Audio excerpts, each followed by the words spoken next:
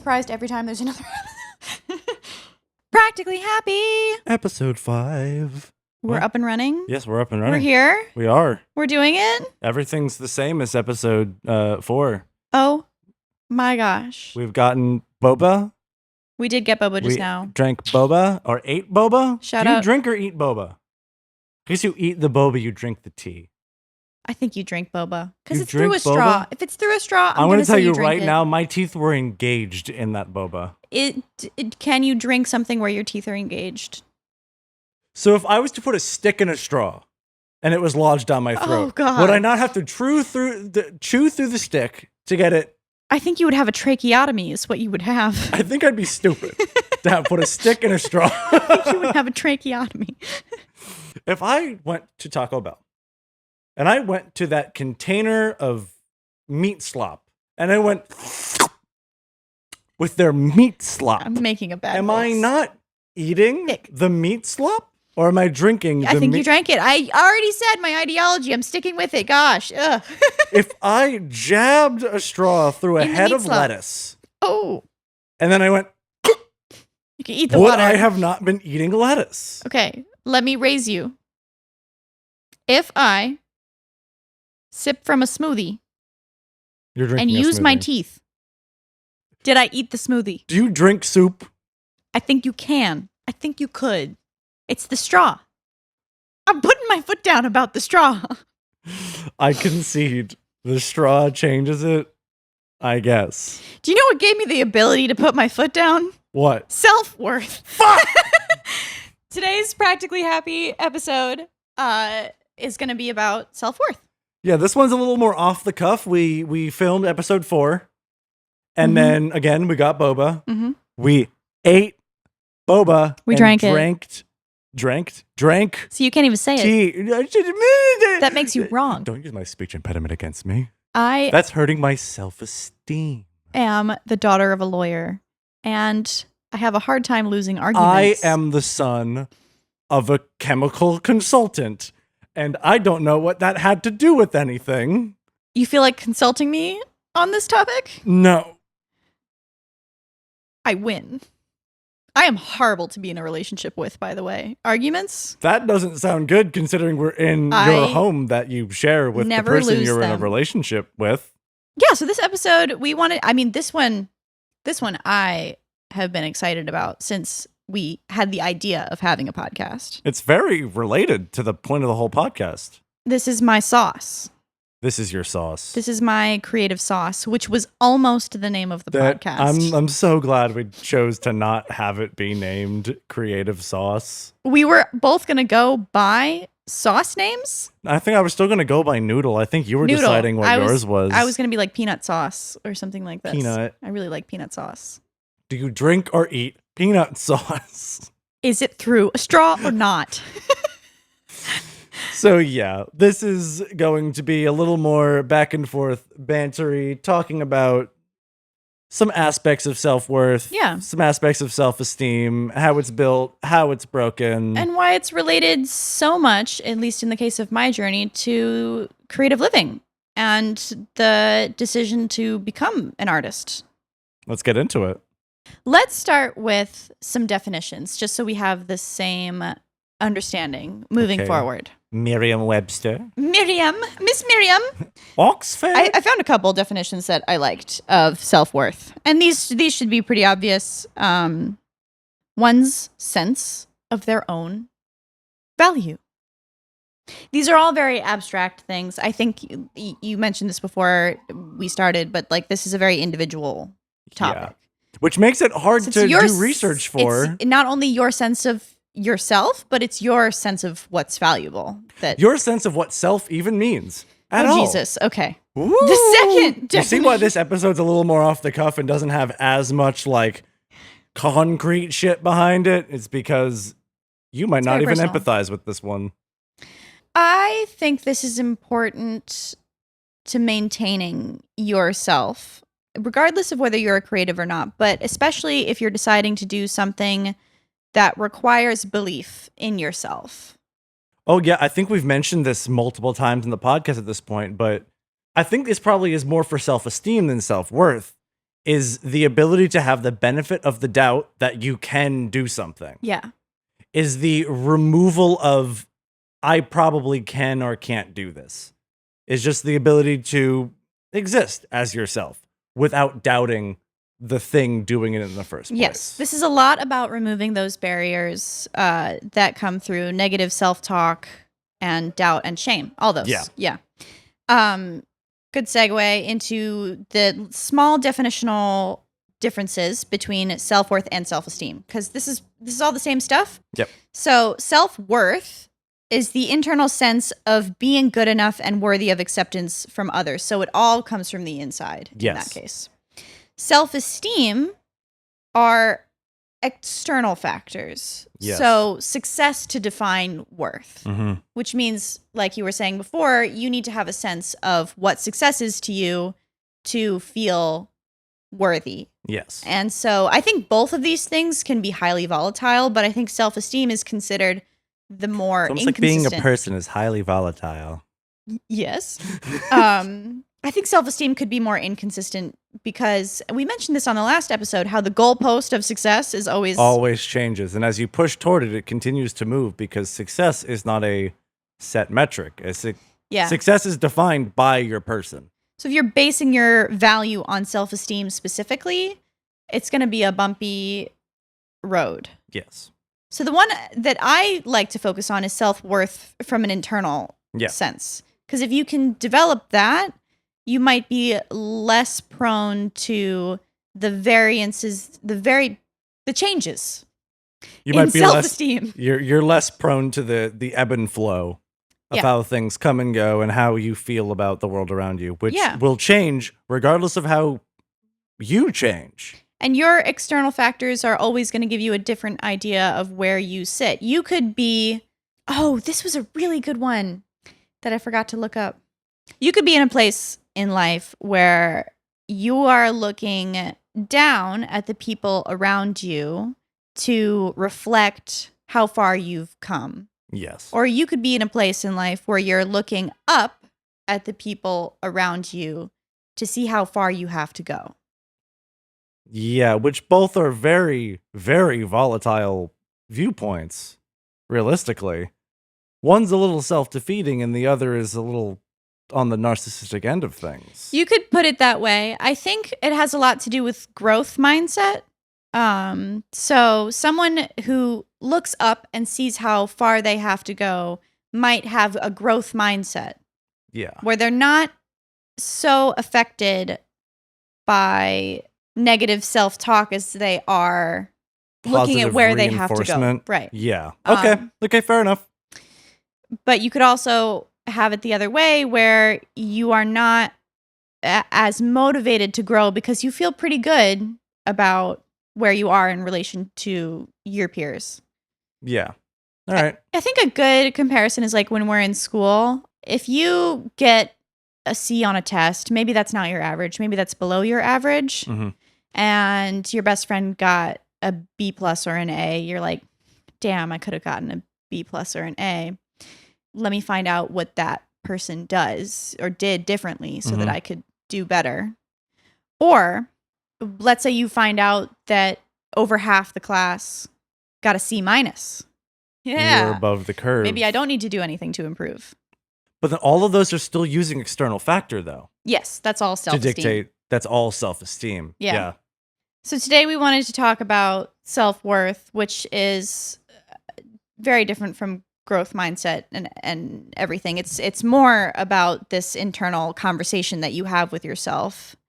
And for me, it was very important for creativity because self-worth is how I got to a place where I felt like I deserved to choose myself, to choose this lifestyle and to pursue what I wanted to, despite the stigma and other factors of stuff we talked about on the last episode. I was like, I, on the other hand, am very much like, it is self-esteem. It is the esteem of it all. That is my battle. There's a lot of internalized self-worth, but not a lot of self-esteem. I did look up self-esteem a little bit. It's estimated that 85% percent of people worldwide, and by people they were talking about adults and adolescents, that have low self-esteem. Mm-hmm. That's a very high number. Maybe it's to be expected, but it's not great. Well, to speak to our last episode with the whole like productivity mindset and productive systems, You could see how we would end up in this yeah, place. you could see how you get to 80 to 85% of people feeling like they're not enough. You could definitely see where that tangent is drawn. Mm-hmm. Like you're not consistently putting in output. You're not achieving this is what I meant on like the self-defeating aspect of looking up and seeing how far you have to go. If you just continuously look up, what the fuck are you doing like with yourself? You're not doing a lot of internal growth. You're not actually working on who you are. You're just actively comparing yourself at all times. Mm-hmm. And then what's your sense of self-worth? But some weird bastardization of other things you've seen.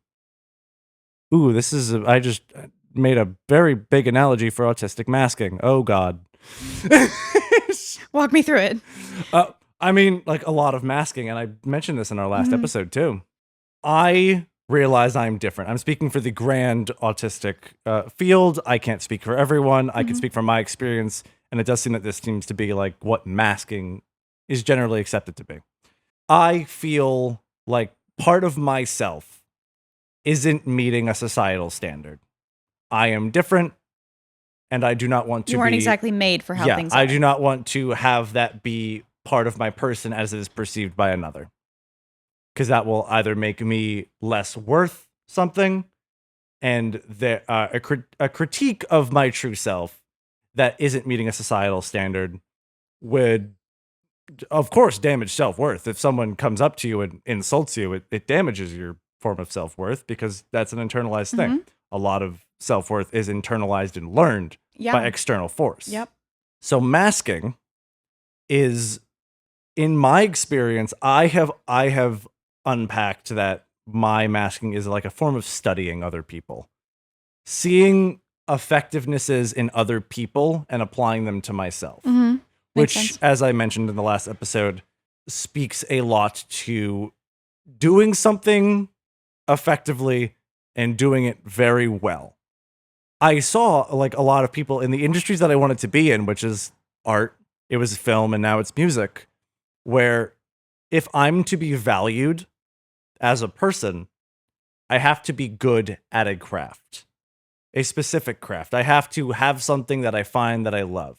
I'm so fucking thankful that even after unpacking that, I realized that in doing that, I did stumble into something that I do truly love, but there's a lot of internalized, I must be good at this to be valued. And I must be wanted for that thing to be valued. A lot of self-esteem. A lot of self-esteem deficit. Got you. And that masking came in, I would just say yes to anything, which is not a bad thing to do in an artistic You did career. accomplish a lot at the beginning doing that. Yeah, but I did burn myself out by just constantly like putting myself in like a line of fire that while it did grow my creative person, I'm not a productive person. It wasn't sustainable. I am not an efficient person. And I was working in these like mass pipelines that demanded that. And even though I did keep up for as long as I did, it burned me out. What I had perceived in other people was not something I was. And in having the time to break that down and unpack it, realizing that a lot of my worth that I already knew was there needs to be affirmed by self. And I need to actually delve further into the things that make me passionate.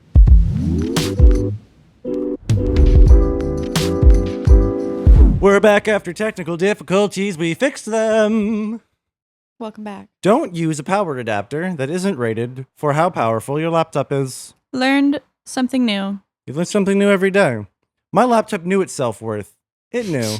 It knew it deserved a higher power. Like, voltage, please. It knew it needed its 30-watt adapter, not its 20-watt adapter.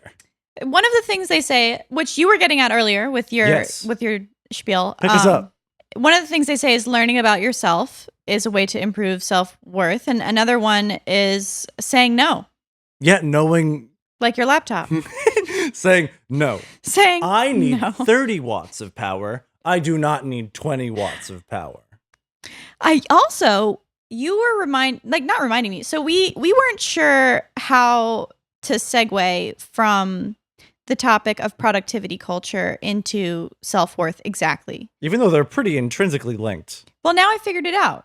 The solution to unindoctrinating yourself from toxic productivity culture, the I must be working every day, all day mindset and value system, the remedy could easily be self-worth.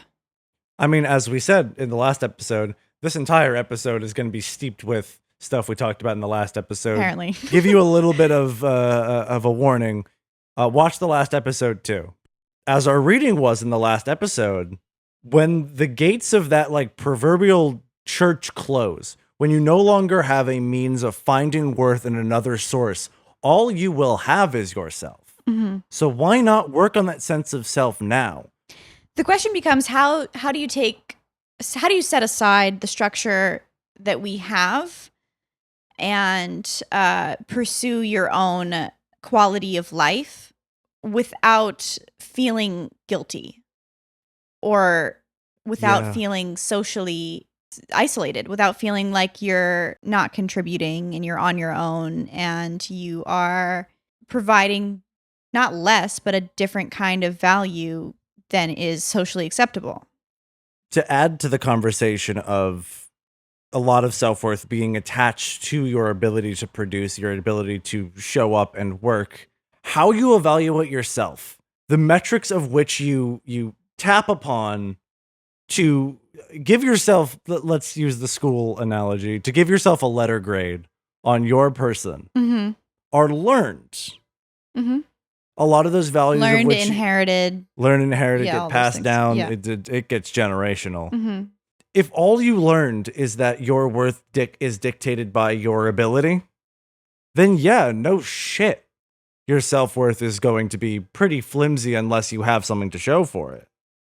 So I think the best thing you can do for yourself as far as accepting what systems are currently there or rejecting them, if that's truly what you want to do, and focusing on self-care is figuring out what your values are. As you said, the first metric your own is metrics.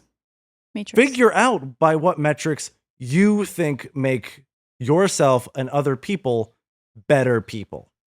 And if you yourself can follow those metrics, then you're a better person because of it. So I didn't even realize it, but when I first started to consider what I wanted in life, what I noticed was a gap between my view of myself and my view of the people that have what I want. Yeah. Which is a creative life, like an artist, to be an artist. Yeah. And to be worthy of success as an artist. Yep. So I valued that in other people, but didn't have it in myself. So I felt like it wasn't possible for me to be successful, and it wasn't good for me to try. Which had a lot to do with how I viewed myself in terms of my talent and drive, but also just this ingrained feeling of not being worthy of that caliber of success that I was born into, and not doomed, but scheduled for a very not humble, but like a very average lifestyle. Like I wasn't born to be a star. I deserved to have a lower income and work for that income, because that's the mindset that I either inherited or received at some point along the way, that this was the sort of like good and right way for me to do things, and that how dare you want more? Yeah. So how dare you want more out of life? And it's not even about wanting to be famous at this point. It's about like how do I untangle that ideology that I had about myself and about success to even feel like I'm allowed to try. for the life that I want. Yeah. And allow came up on the last episode. I think it's a big word for this one too. I think it's also just a big thing for the podcast. It's Yeah. just the ability to like allow yourself to be the person who you feel that you are. Yeah. Which is also a thing that I talked about with the masking, is the desire to hide who you are and disallow your own true self because of how it might be perceived, and how you trying to work with it might be perceived as less. Because you dare to want more out of life, you are not, what would be the right word for that? It was a judging of other people who would try. Yeah. And yet wanting to be that myself on a deeper level, but not realizing it, that there's a part of me that feels that I could or even deserve success.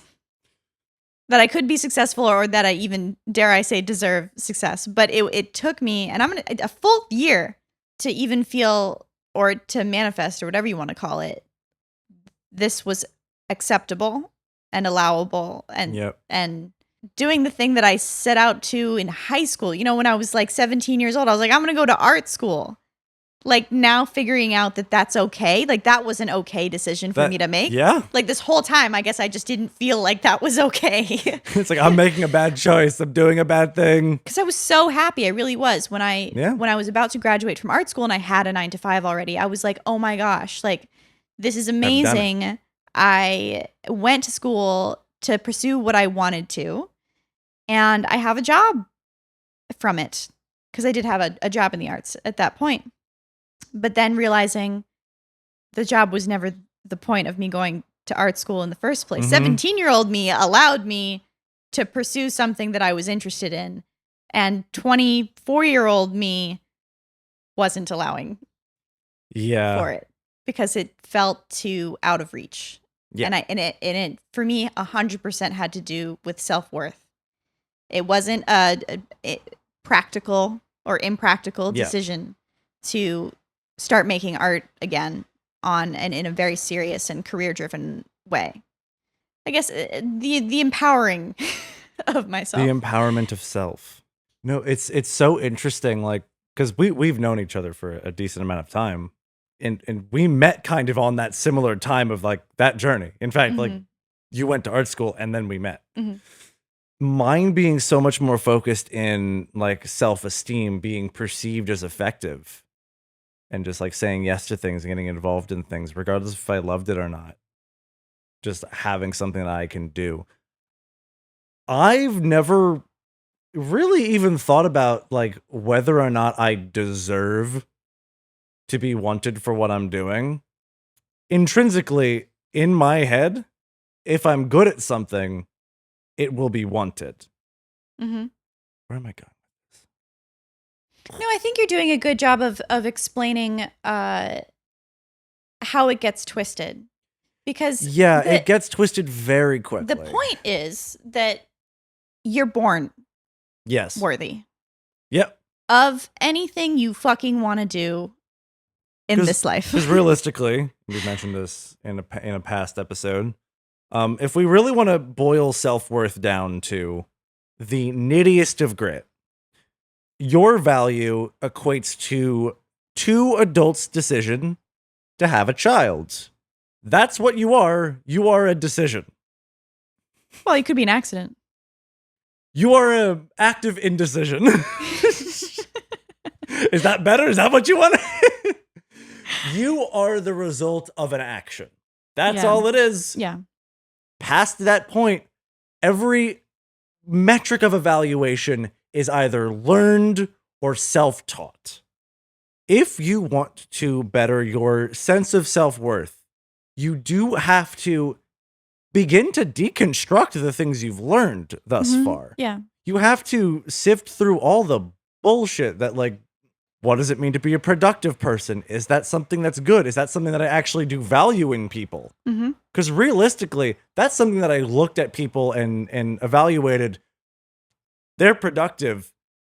They're wanted because of that. Therefore, I will be productive.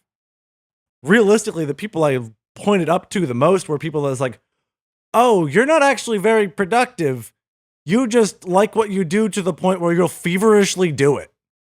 So you do have to, at some point, completely deconstruct how you evaluated your own person for and 2 decades. to even feel deserving. Yeah. Yeah. To even feel like, oh, I deserve to be here. Yeah. Whether to or not be here, period. Yeah. That's where it starts. Whether or not it's wanted, I'm just like, I want to be. Can I not want to be here? Mm-hmm. The questions are, do you feel you deserve to be here? Yes. And then if you do feel you deserve to be here, which if you don't, I hope you work on it. And if also, you do feel you deserve wrong. to be here, then you deserve then you deserve to live a quality life. Yes. If you come to the belief that you are worth being around, then intrinsically you deserve a good quality of life. If you come to the conclusion that you deserve a good quality of life, you're already in a space of learning self-worth. Mm-hmm. And for the maintenance of that life, because I feel like it wasn't only important for me to launch my creative endeavors to feel worthy of doing so. It's kind of a daily effort at this point to give myself permission to allot time for my passions. What I'm doing has value. Yep. Making art has value. My art is valuable. Yes. Affirmations. It's a lot of what went into my self-worth journey to keep it going even when the gains are not obvious, which they rarely are, or they go up and down, or not for a long time, and then sometimes well, you're talking about gains in terms of like externalized gains, like seeing something come back from your efforts. Yeah, which is not the point. But no, that is a point.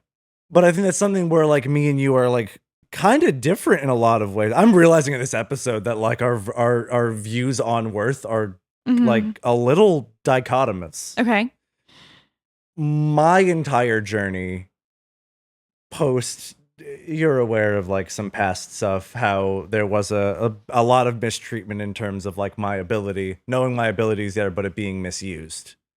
My journey from then until relatively recently has been finding means to supply myself with that self-esteem. Because the self-worth is already there. It's a matter of, I can exist without being wanted, which it's great to be wanted. But if your entire existence is based upon people wanting you, as someone who that was a lot of their life up until pretty recently, what a horrible cycle to be stuck in. And I'm now at a point where like I'm still on that journey, but I know I'm good at what I do. And I can constantly affirm that I'm good at what I do because I just practice it. So self-worth as defined by the internal sense of being good enough and worthy of acceptance from others involves 2 things. Yes. I looked it up on the internet. Very cool. The internet has never lied to me before. So this worthiness of acceptance part involves respect and consideration. Feeling like you are deserving of respect and consideration. Yes. All right.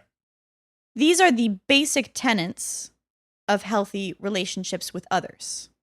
Yeah. Right? So if you feel like you receive respect and consideration from your partner, you're pretty much happy. Yeah, Yeah. So, I mean, a lot of relationship counseling goes into that, and a lot of these bids for attention and things that both women and men do are for respect and consideration. Yes. What I think is really cute is that basically this whole self-worth thing is just saying have a healthy relationship with yourself. You need to give yourself the respect and consideration that you would owe any other person in your life that you would care about. And I hope you care about yourself. Ooh, spin the classic like treat others the way you'd want to be treated. Yeah, I guess treat yourself that's kind of what the I'm way saying. you would treat others. It's the respect and consideration specifically. If you want to be in a healthy relationship with another person, you need to consider them and you need to show them respect for them to feel good. Now make that person yourself because you need that. Imagine living in a household, and if this is currently your household and you haven't realized it yet, there are resources for you. But if you live in a household where you are not respected or considered, ouch, you're not living with a quality of life. That's not even considered quality life. So why would you think your internal biome inside your head, if that's what's going on inside your head, how do you think you can externalize a quality of life if within yourself you don't even have the seed to plant elsewhere? I agree completely. And that gets a lot into where all of this negative self-talk and unworthiness comes from, which is, I would say, mostly childhood experiences, generational trauma. Yeah. And core beliefs. Yep. And a lot of these things might seem unbreakable, especially something like generational trauma. Like you received that at birth. You didn't. That must be who you are. This is however many years you are old is how long you've dealt with that. And that's a lot of patterning. It is a lot of patterning, but like at the end of the day, all we can do is change. It's worth it to at least try a little bit. Yeah. Because then what you're dealing with is the first time in maybe generations of your family where you're able to accomplish something from a place of self-love and joy. I have a favorite generational trauma study. Oh. That I didn't need to look up because I know it. Oh, it's that ingrained. It's very ingrained. Well, it blew my mind. So, you know that something blows your mind the first time you read it and you're just like this forever. Yeah. Fair enough. So mice. That's so mice. So mice. You take the first generation. That's so mice. You take the first generation of mice. You put cheese through a maze. The mice learn how to get to the cheese through the maze. Yes. And they get better and better at it. So the next generation of mice then has the ability to find this cheese. Yes. Right. Get this cheddar. Introduce a shock at the door of the maze. So now this generation of mice is being negatively reinforced. Ooh. To not go in there. To not go in the maze at all. Oh. What? So they know that there's cheese. And they even have the skills to get to it. Passed down. Yeah. But they try, but they don't go in. They know it hurts. Uh-huh.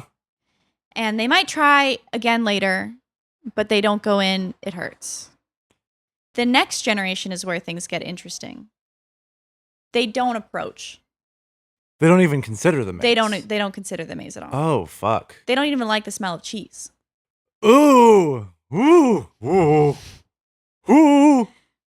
And it's not like these mice are teaching. You know, they're young or born and the old die off. It's like no. In their genetics is it's like that's bad. Well, yeah, that's like evolution. It's like if this thing is going to harm me, I'm gonna steer clear. But it has to do with pain and avoidance of pain. So it's no wonder that we've come to a place after generations and generations and generations of human beings that we're all very, very risk averse. All of these things. Very risk averse. But like sociologically, we are also like, I say hardship averse, but like as a society, we also are very bad about actually making the steps to make hardship less prevalent.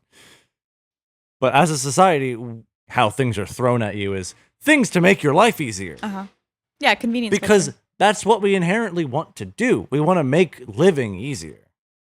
How I was going to relate the generational stuff to self-worth is that if it's somewhere in your line, which if you think about human history kind of had to happen, your ancestors lost hope. Their own sense of value and worth.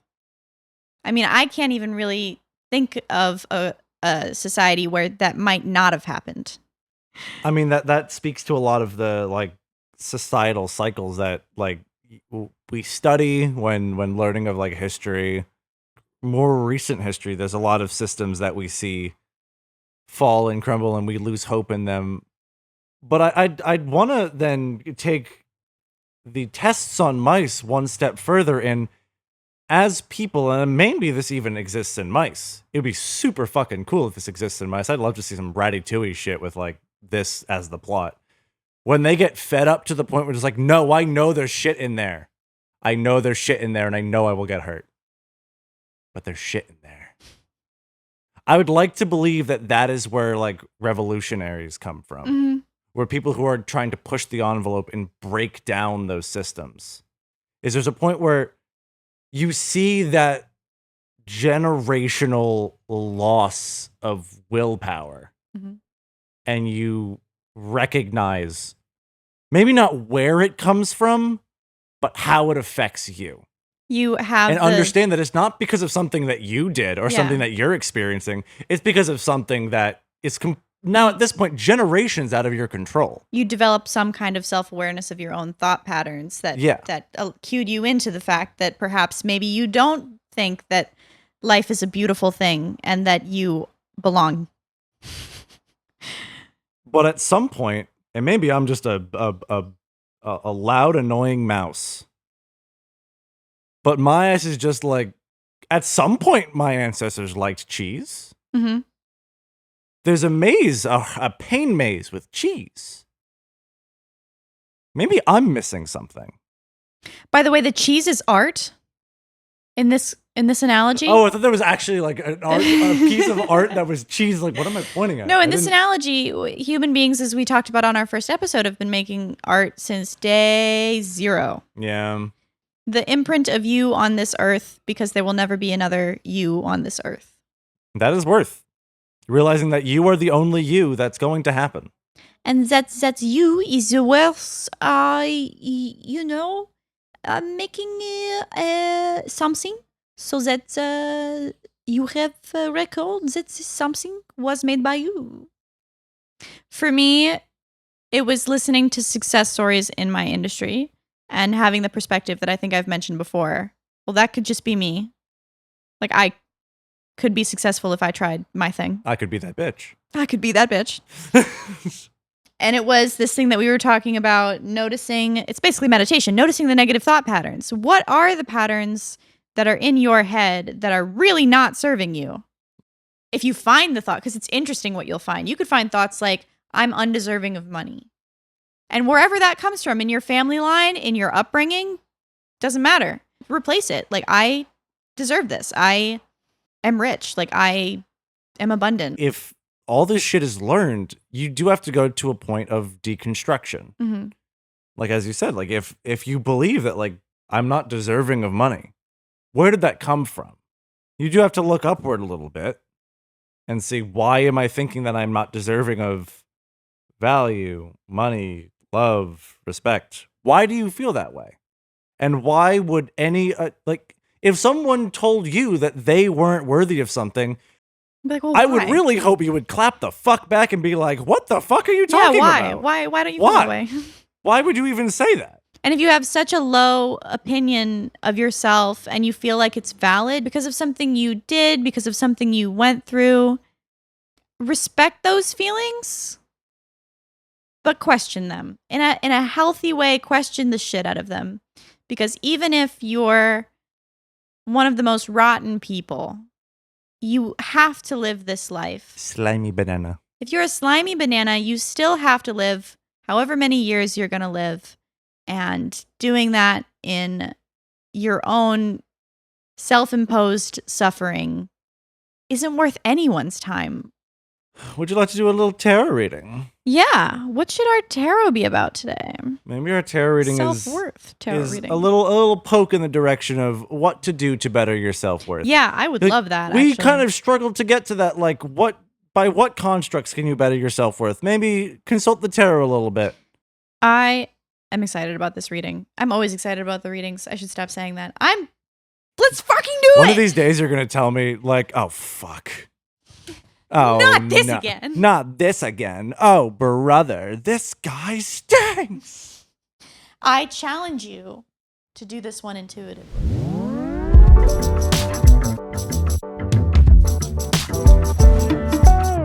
I'm displaying out the cards. Those watching the podcast, I will be displaying the cards up on the screen. I've already gotten my signifier fly out. It is the 4 of Pentacles upright. The 4 of Pentacles. I would like you, Ebby with an E. EB. I would like you, EB, to pick 3 cards, pull them out over here. I will do so. Please do. Okay, and this pull is with the intention to...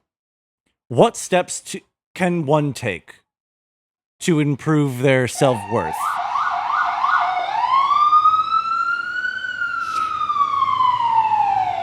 Don't start fires in your own home is a good place to start. So 3 cards for the spread, 1 signifier. This is how we usually do it on the pod. And Abby's challenged me to be a little more intuitive about this. Because I think he's good at this. And we do a lot of... I have a lot of self-doubt.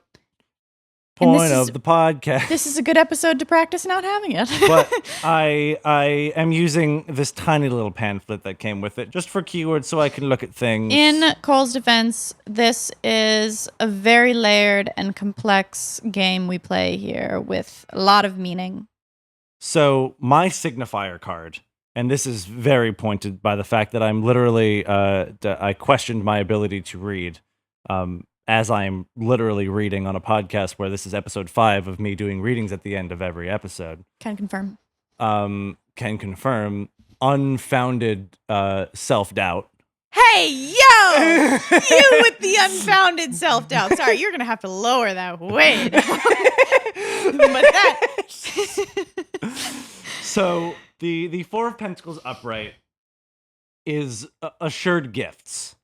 Things that are implicit. What have I been saying? I get it. Okay. I don't have to say any more about that card. We're here on this podcast to pump you the fuck up. We are here live pumping Cole the fuck up about his talents creatively and otherwise. I don't sometimes believe I'm very able, even though anytime I do something, I'm like, oh, I'm better at this than I thought I was last time.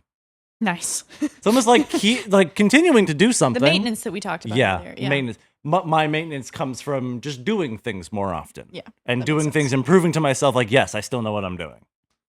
So the Ace of Pentacles is much like the 4 of Pentacles. It's not assured success, but it is guiding light. It is the following of intuition and knowing that if one does follow their own internal self, that it will result in the best outcome. By intuitively following yourself, you learn what you need. Agree. As the card is, outstretching his hand, the Ace of Pentacles upright. Tarot slaps me in the face every time, dude. By following your own outstretched hand, you see what falls into it. So applicable. Yeah. So the 4 of Wands, we have the 4 of Wands reversed. Okay. And upright, it is embellishment.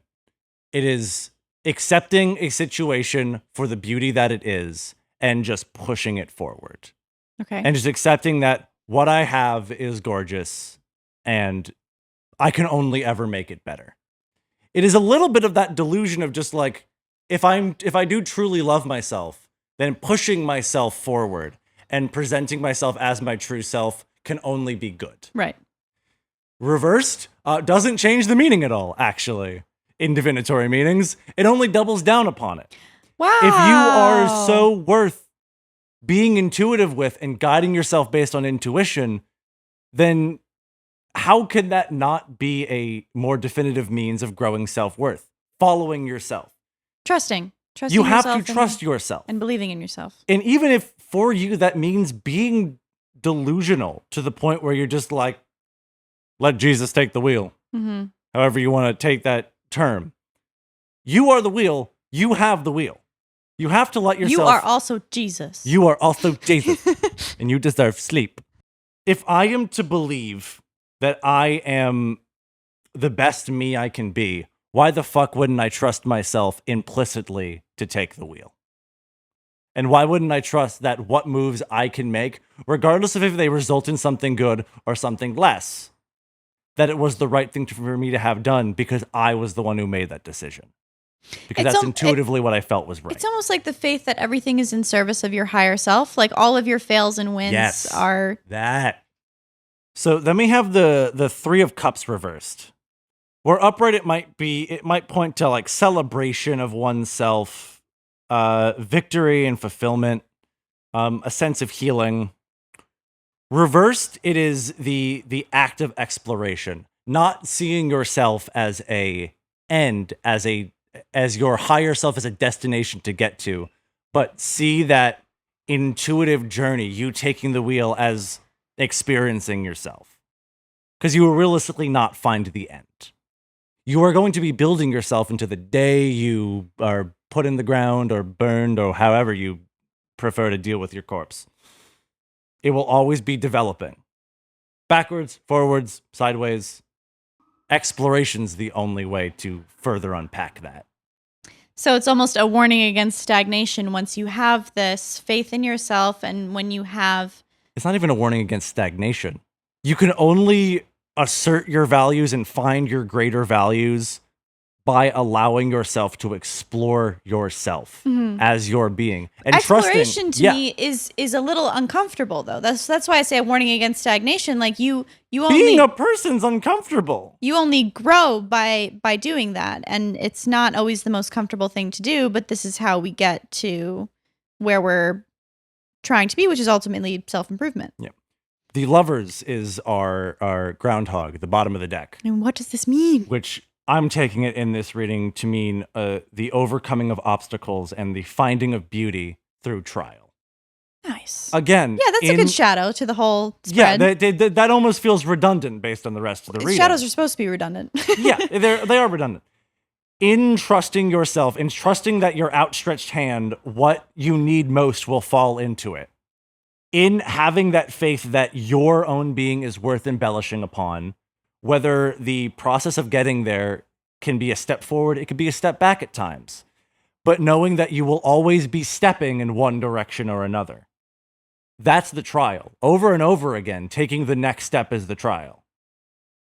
And over time, you just continuously find new value. You find new ways of finding yourself. But you can only do so by trusting that your true self is the thing worth embellishing. Mm-hmm. Not some archetype that you've studied implicitly, not some value implied upon you based on like generational trauma or the productive workforce.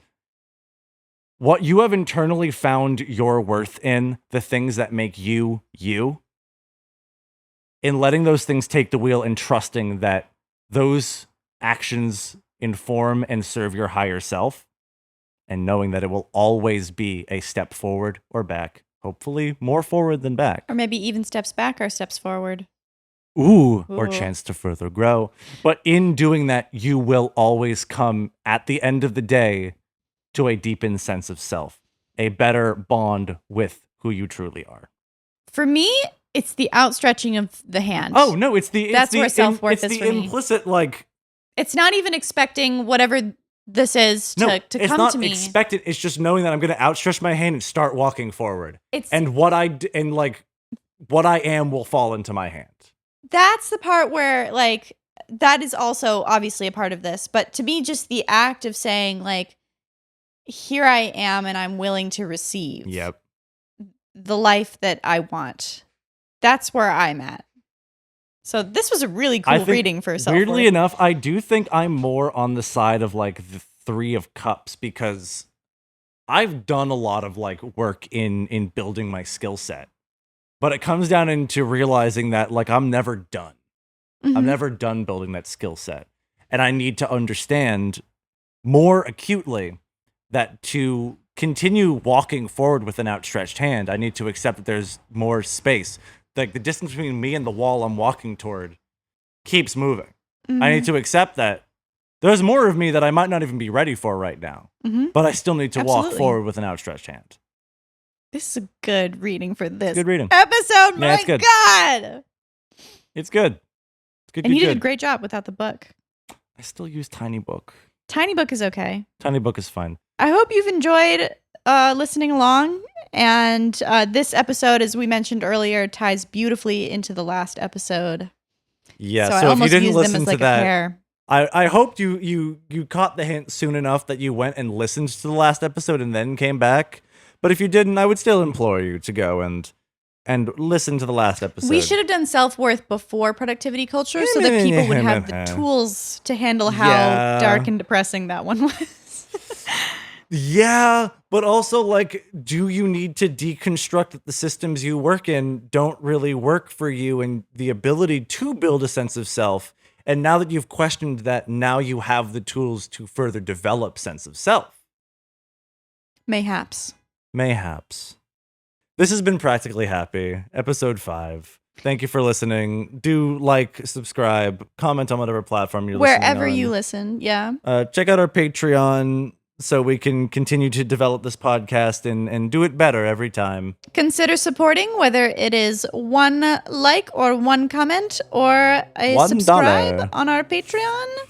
We take all forms of support. Thank you very much. I take all praise. I take all praise. I take it helps all us forms of praise with our self-worth. It does legitimately help my self-worth. When I see a like go on the YouTube page, I'm like, oh, Oh, go about your day now.